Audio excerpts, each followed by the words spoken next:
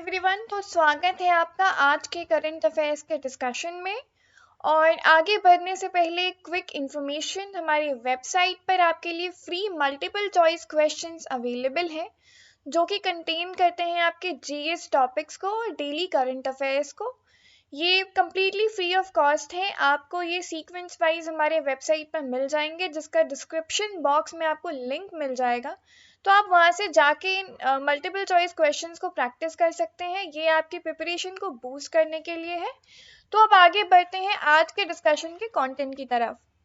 तो आज के डिस्कशन के लिए जो पहला आर्टिकल है वो इंडिया के चॉइस को लेकर है कि इंडिया ने हाल में ही जो सिक्योरिटी काउंसिल है, यूनाइटेड नेशन सिक्योरिटी काउंसिल है, वहाँ रशिया के लिए वोट करने से एब्सटेन किया था। तो अब इसके क्या कॉन्सिक्वेंसेस हैं जो इंडिया को भुगतने पड़ेंगे, क्या चॉइसेस हैं, उसको हम इस आर्टिकल में समझेंगे। अगला जो आर्टिकल है वो स्विफ्ट को लेकर है। हाल में ही रशिया को स्विफ्ट से एक एक्सक्लूजन मिला है, तो वो क्या इंटेल करता है, उसके क्या इम्प्लीकेशंस हैं, इसको हम समझेंगे।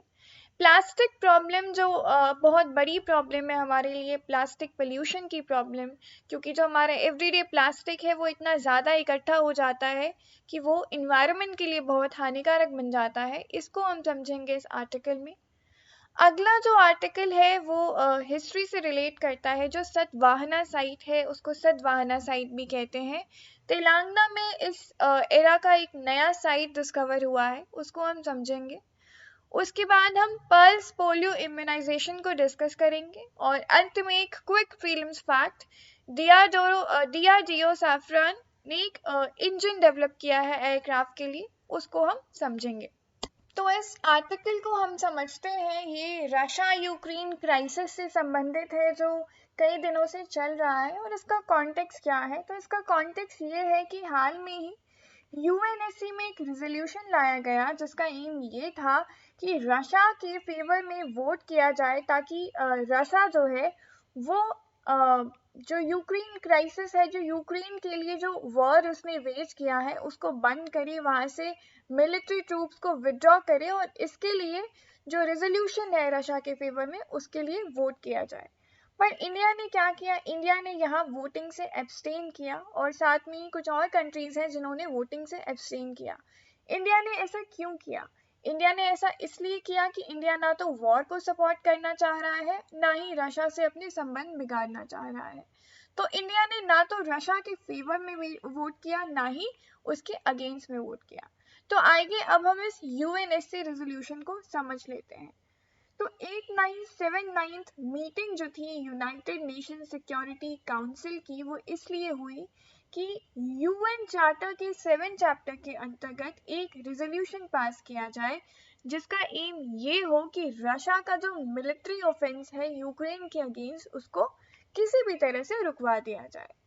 इसका एक और एम था, इसका एम ये था कि यूक्रेन के जो रशिया का जो डिसीजन था कि यूक्रेन के जो ब्रेक अवे रीजन्स हैं जैसे कि डोनेट्स्क और लुहांस्क, जो रशिया ने उसको इंडिपेंडेंट करार दे दिया है यूक्रेन से अलग, उस डिसीजन को रिकंसिडर किया जाए और कैसे भी उसको डिप्लोर कर लिया जाए। ओके, क्यों ऐसा किया जाए? वो इसलिए क्योंकि ये जो रशिया का डिसीजन है डोनेट्स्क और लुहांस्क को इंडिपेंडेंट करार दे देने का, ये वायलेटिव है टेरिटोरियल इंटीग्रिटी और पॉलिटिकल इंडिपेंडेंस के यूक्रेन के। ठीक है, तो अब इस मुद्दे को ध्यान में रखते हुए एक रेजोल्यूशन लाया गया जिसका एम हमने समझ लिया। अब यूएनएससी में टोटल 15 मेंबर्स हैं जिसमें कि 11 मेंबर्स ने इस रेजोल्यूशन के फेवर में वोट किया और 3 मेंबर्स जिसमें कि इंडिया भी शामिल है, उन्होंने वोटिंग से एब्सटेन किया। अगेंस्ट में किसी ने वोट नहीं किया, पर इन 3 मेंबर्स ने वोटिंग से एब्सटेन किया, यानी कि वोट नहीं किया। अब रशिया ने क्या किया, रशिया ने अपने वीटो पावर का यूज करते हुए ये जो रेजोल्यूशन था इसको विड्रॉ कर लिया। अब इंडिया के साथ प्रॉब्लम क्या होगी ये समझते हैं। यूएनएससी में तो इंडिया बच गया वोटिंग से एब्सटेन करके और रशिया ने इस रेजोल्यूशन को अपने वीटो पावर का यूज करके विड्रॉ कर लिया। अब अगर ये मामला जो है वो यूएनजीए यानी कि जनरल असेंबली में जाता है तो वहां तो 193 मेंबर्स है यूएनजीए के। इंडिया को चूज करना पड़ेगा, या तो वो फेवर में वोट करे या अगेंस्ट में वोट करे। और अगर यूएन से ये वोटिंग होती है तो इंडिया को ये समझना पड़ेगा कि यूएस और ज्यादा से ज्यादा जो यूरोपियन कंट्रीज है वो तो जो रशिया के अगेंस्ट चार्ज लगा रही है तो उसके अगेंस्ट में ही वोट करेंगी। तो एक लार्जर प्लेटफॉर्म जो है, एक लार्जर एरेना जो है वर्ल्ड का, वो यहाँ पे रशिया के अगेंस्ट में होगा। कुछ कंट्रीज जैसे कि चाइना हो गई, सीरिया हो गई, ये रशिया के फेवर में वोट करेंगी। तो अब इंडिया को ये समझना पड़ेगा कि अगर इंडिया इन कंट्रीज यानी कि चाइना और सीरिया के साथ आता है तो उसके जो वर्ल्ड रिलेशंस हैं वो खराब हो जाएंगे, और ये जो एक लार्जर एरेना है जो कि यूएस और यूरोपियन यूनियन की अदर कंट्रीज को इंक्लूड करता है, वहां से इंडिया का जो फॉरेन रिलेशन है वो थोड़ा खट्टा हो जाएगा। ओके, अभी तक इंडिया ने रिफ्रेन किया है किसी भी रेजोल्यूशन को सपोर्ट करने से, और रशिया ने इसको वेलकम भी किया है। लेकिन इंडिया का कंसर्न ये भी है कि ये जो रशिया का ऑफेंसिव बिहेवियर जो है वो बढ़ता जा रहा है, वो एक ह्यूमैनिटेरियन क्राइसिस का डिनोशन है। तो अब क्या, अब ये समझते हैं कि इंडिया का जो एब्सटेंशन है वोटिंग से, इसके क्या इम्प्लीकेशंस हैं।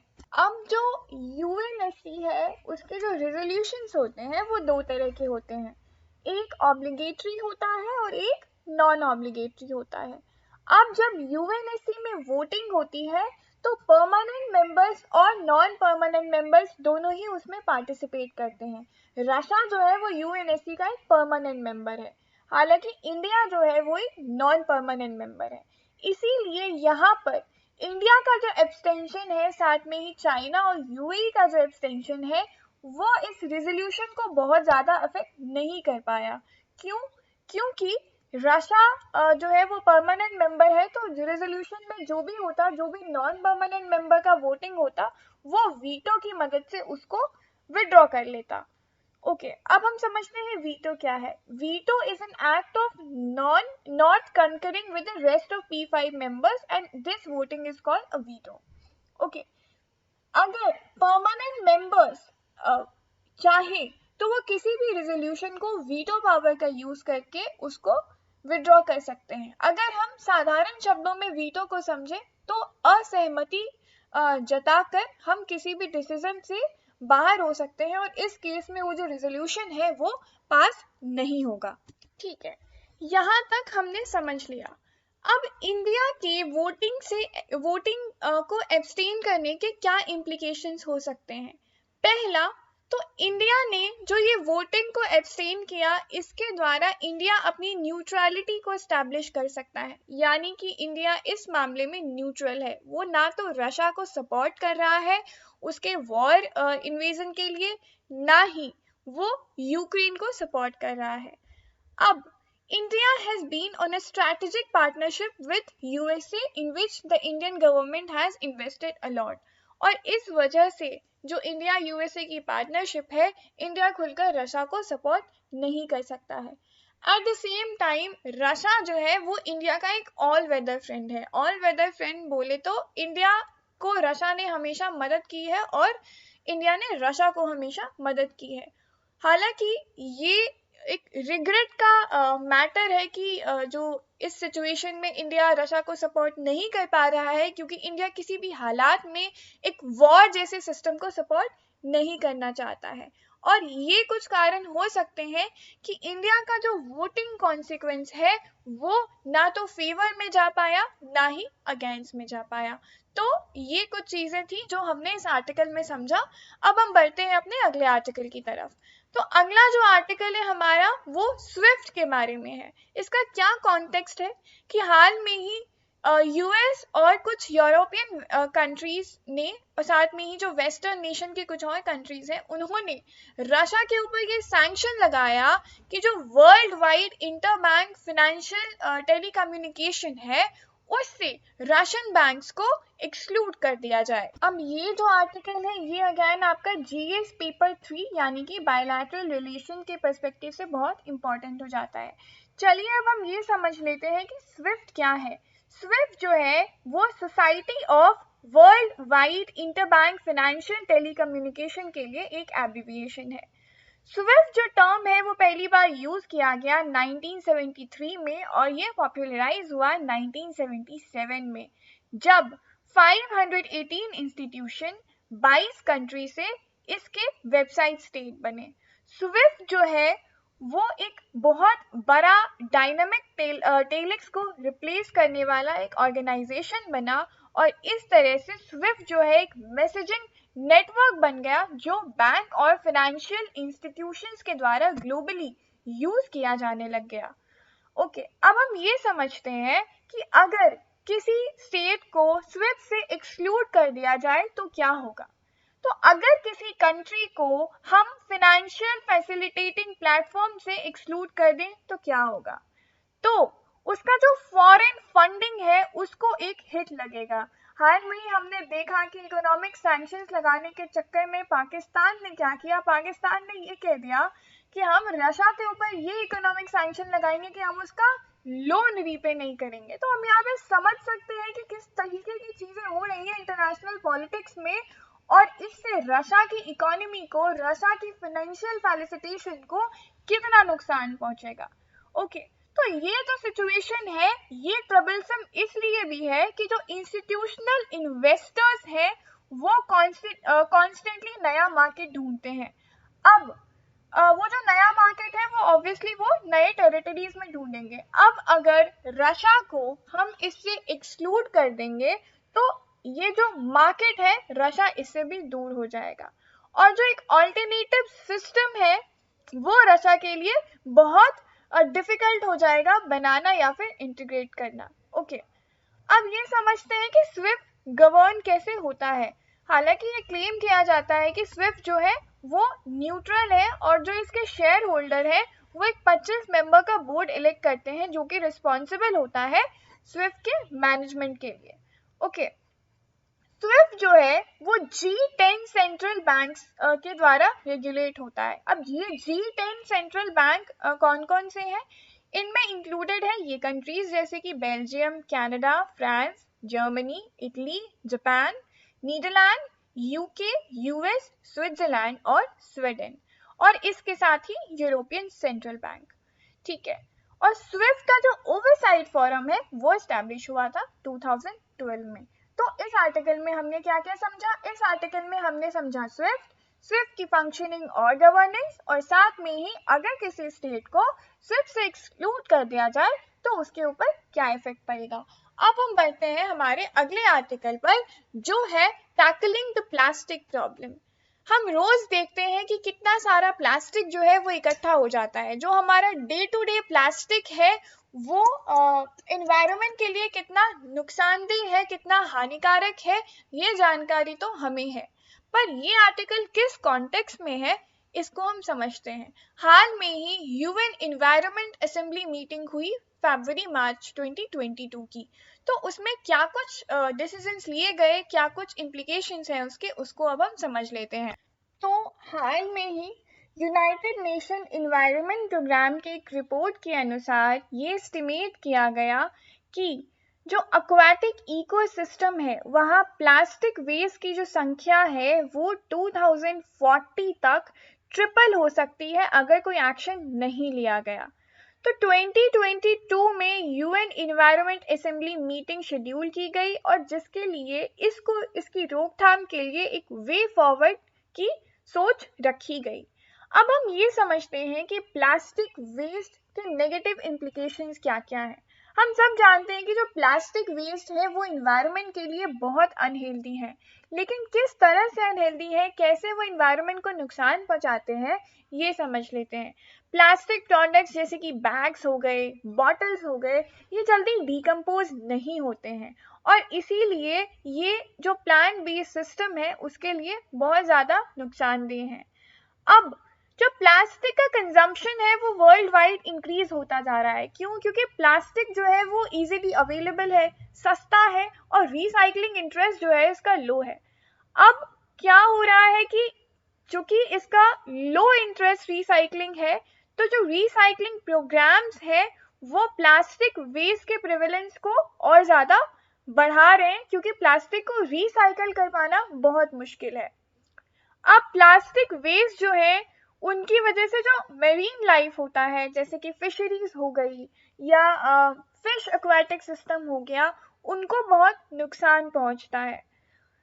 ऑल्सो ये इम्पैक्ट करता है लाइवलीहुड एंड इनकम उन लोगों के जो कोस्टल रीजन में रहते हैं, जो कि मेराइन इकोसिस्टम पे डिपेंडेंट होते हैं। ओके, अब इसमें चैलेंजेस क्या क्या है? Several regions across the world have banned plastic items. हालांकि ये जो अप्रोच है ये सस्टेनेबल इन्वायरमेंट को प्रमोट करता है और मैरीन और वाइल्ड लाइफ इकोसिस्टम को बचाने की एक कोशिश है, लेकिन इससे प्रॉब्लम्स क्या क्या आ रही हैं? इन्वायरमेंट के लिए तो ये चीज़ बहुत अच्छी है, इससे प्रॉब्लम्स ये आ रही हैं कि कंज्यूमर्स के लिए इनकन्वीनियंस बढ़ रहा है, increases the substitution cost. इसका substitution क्या है? आप मान लीजिए आप सब्जी लेने जाते हैं और आपको प्लास्टिक बैग मिलता है। Now that plastic bag is very sturdy. अगर उसकी जगह पे आपको पेपर बैग्स दिए जाएं या फिर कपड़े के बैग दिए जाएं, कपड़े का बैग का एक तो कॉस्ट बहुत ज़्यादा है, ऑल्टरनेटिव यहाँ पे है कि हम पेपर बैग्स बनाएं। पेपर बैग स्टर्डी नहीं होते हैं, वो फट सकते हैं। तो आप ये समझिए कि जो कंज्यूमर का इनकन्वीनियंस है वो तो यहाँ पे बढ़ गया। अगर हम सब्स्टिट्यूट करेंगे तो सब्स्टिट्यूशन का कॉस्ट बढ़ जाएगा और जो इकोनॉमिक एक्टिविटी है वो लेस हो जाएगी और इसकी वजह से जो इनकम है उसका जनरेशन कम हो जाएगा। तो जो रिप्लेसमेंट है प्लास्टिक का लो कॉस्ट पे, उसको बढ़ाने की यहाँ पे ज़रूरत है। अब अगर प्लास्टिक को बैन कर दिया जाए तो उससे जो एसोसिएटेड प्रॉब्लम्स है वो भी हमें कंसिडर करना पड़ेगा। तो ये कुछ चीज़ें हैं जो कि प्लास्टिक प्रॉब्लम से रिलेटेड है, जिनको हमने समझा। अब अगला जो हमारा आर्टिकल है वो एक हिस्टोरिकल साइट के बारे में है, सतवाहना डायनेस्टी से रिलेटेड, जो कि हाल में ही तेलंगाना में डिस्कवर किया गया। तो इसको अब हम समझ लेते हैं कि ये क्या है। तो हम अब थोड़ा सा सतवाहना डायनेस्टी के बारे में समझते हैं।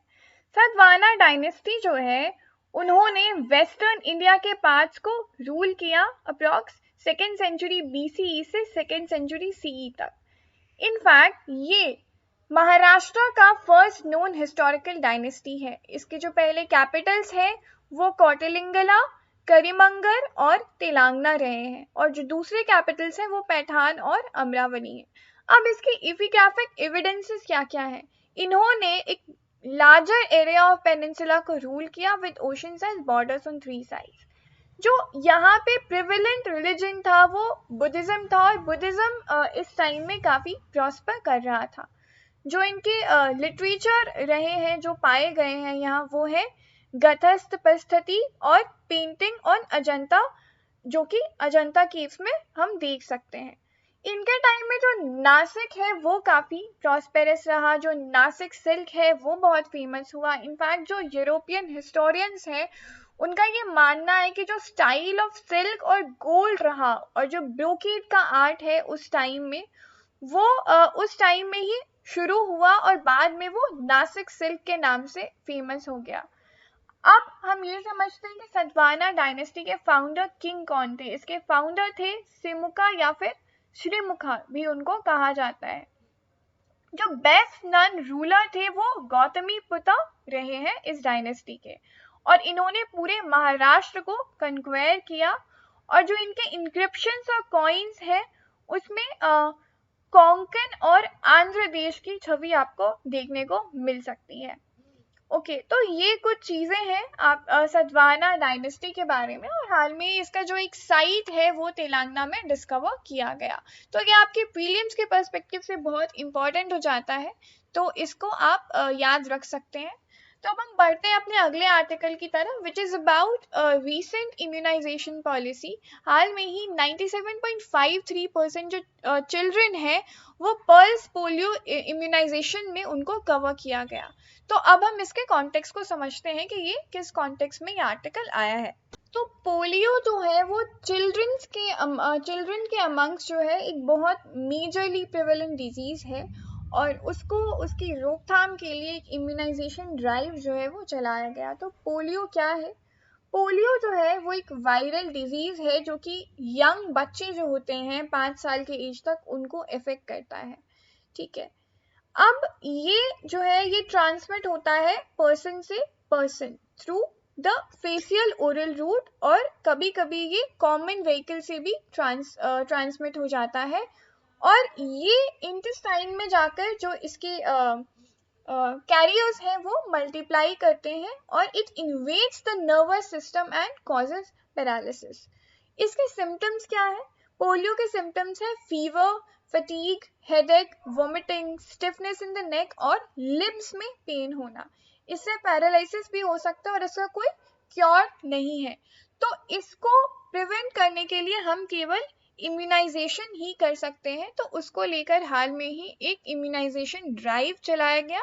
तो इसको आप समझ सकते हैं। आप पोलियो के लिए जो उससे जुड़ी हुई जो फैक्ट्स हैं उसको यहाँ पे समझ सकते हैं, जो कि आपके लिए ज़रूरी है। तो अब हम बढ़ते हैं अपने अगले आर्टिकल की तरफ जो DRDO से रिलेटेड है, तो इसको समझ लेते हैं ये क्या है। तो ये जो आर्टिकल है ये आपका प्रीलिम्स और मेंस दोनों के पर्सपेक्टिव से बहुत इंपॉर्टेंट है। ये रिलेट करता है आपके साइंस और टेक्नोलॉजी वाले पार्ट को, और यहाँ पे जो इम्पोर्टेंट चीज़ है आपके समझने के लिए वो है AMCA यानी कि एडवांस मीडियम कॉम्बैट एयरक्राफ्ट। तो कॉन्टेक्स्ट क्या है इसका? हाल में ही इंडिया और फ्रांस जो है एक डील कंक्लूड कर रहे हैं एक 125 kN इंजन के जॉइंट डेवलपमेंट के लिए, जो कि एक 5th generation advance medium combat aircraft है। तो अब AMCA क्या होता है? AMCA जो है ये एक रिप्लेसमेंट है ब्रिटिश सेपेसेट के लिए, जो कि है जॉगवार और मिराज 2000। अब ये जो है ये IAF फ्लाइज है, तो इनको रिप्लेस करने के लिए AMCA है। तो AMCA यहाँ पे रिप्लेस कर रहा है जैगवार और मिराज 2000 को, और ये जो है ये एक इंडियन प्रोग्राम है डेवलप करने के लिए एक 5th जनरेशन फाइटर एयरक्राफ्ट को, जो कि इंडियन एयरफोर्स और इंडियन नेवी के काम आएंगे। अब ये जो कोलैबोरेशन है ये हुआ है DRDO यानी कि defence research and development organisation और फ्रेंच इंजन मेकर सफान के बीच में। तो इससे क्या होगा? इससे हम एक फाइटर एयरक्राफ्ट डेवलप करेंगे जो कि जो पुराने एयरक्राफ्ट हैं उनको रिप्लेस करेगा। अब जो इनिशियल डिज़ाइन है AMCA का ये 2009 में शुरू हुआ था, और ये अभी twin engine stealth aircraft internal weapons bay के थ्रू इसको अभी कंप्लीट किया जा रहा है।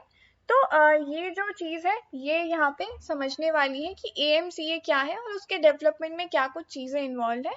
तो ये आज का डिस्कशन यहीं पे ख़त्म करते हैं। मिलते हैं कल फिर से। Thank you.